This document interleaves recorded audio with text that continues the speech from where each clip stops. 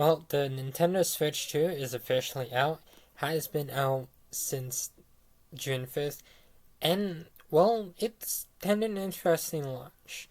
The console itself has sold pretty well so far, and from what I've heard, there's been plenty of people that have been enjoying the Switch. So let's take a look at some criticisms that both the Switches have encountered. Now, obviously, before I get into this video, I just want to state that this is in no way a hit piece or a hate piece on Nintendo, their products, or anyone who has the Switches. I have a Switch myself. It's a good console. Just talking about a bit about the criticisms and controversy that both the Switches have seen themselves into. Obviously, none of these I've really experienced myself. This is just from what I've heard from various pieces online. So whether or not they're true could be debatable, but I've certainly heard one or two things. So of course, my number 7 pick is of course Fanboys and Detractors. This is mainly talking about the Switch 2. I've seen plenty of people just kind of really just lose it with the Switch 2. You can criticize the console, and there'll be fanboys coming after you.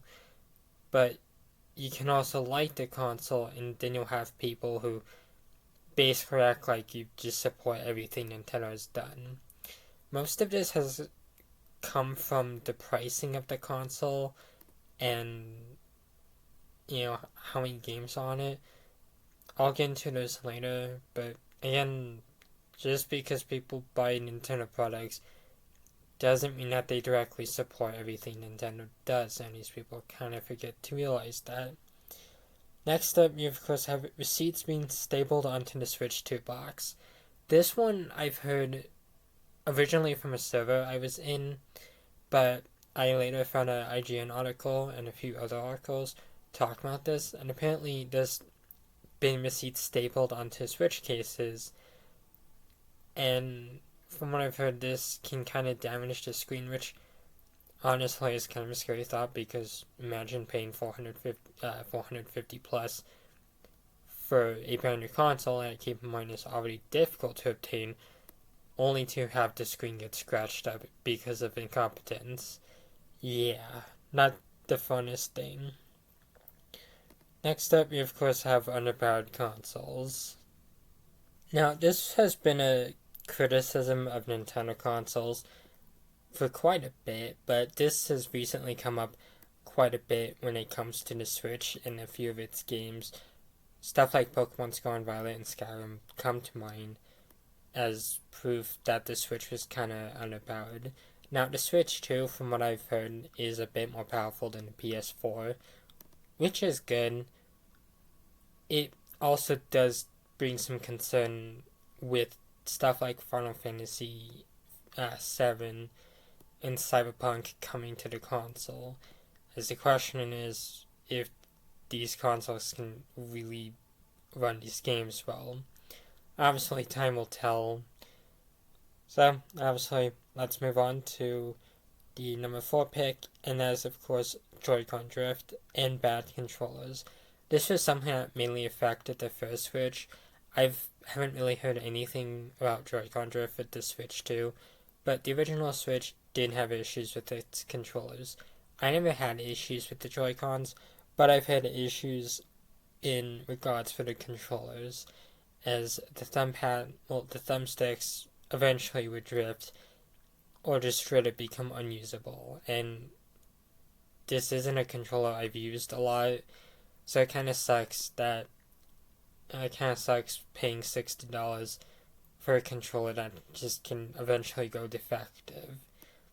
Hopefully they fix that with the Switch 2, but this should have been fixed way before. Next up, we of course have cloud-only games on the Switch 1. So far, I've heard nothing about the Switch 2 having this. I know the Switch 2 is backwards compatible with some games, well, a majority of games, but on the Switch 1, this was an issue when it came to the Switch, as stuff like Resident Evil 2 and 3, and of course Kingdom Hearts 3, actually I don't think it was Kingdom Hearts 3, it was one of the Kingdom Hearts games, Sony's games for cloud only, meaning that you need a Nintendo subscription and cloud services to even access or play them. Which, at that point, why even release them on a system? Like, honestly, it's really not even worth doing cloud for these games, especially since you can find them on PlayStation 4 and Xbox One. And Sony's games even got PS5 and Xbox Series X re-releases. So, yeah. Next up, we of course have digital-only physical games and game keys. The digital-only physical games have affected both the Switches.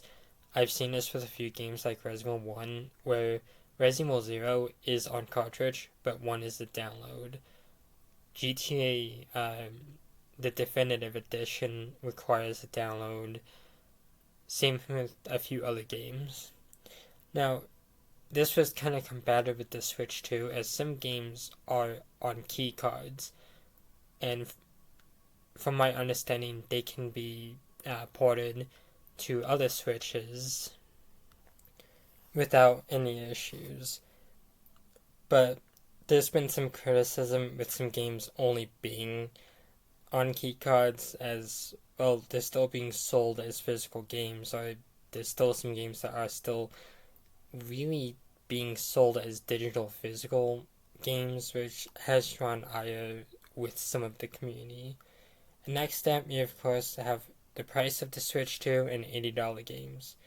This obviously had to be the number one controversy, because as soon as this was revealed, I remember seeing so many people complain about the price, and they're right. I'm not gonna say the price isn't absurd. I mean, Nintendo isn't really known for their powerful consoles, and charging this much for a Switch kind of, it feels like a lot.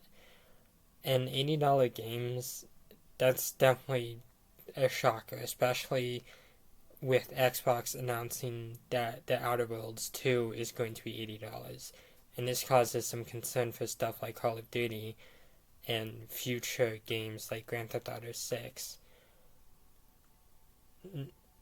Now, while this could kind of be blamed on the tariffs that have recently been going on in the US, from what a few people have been blaming, I'm not entirely sure, and I don't know. Time will tell whether or not the Switch will go down in price, and time will tell whether or not these controversies are valid or if they're just a bunch of talking points from random people.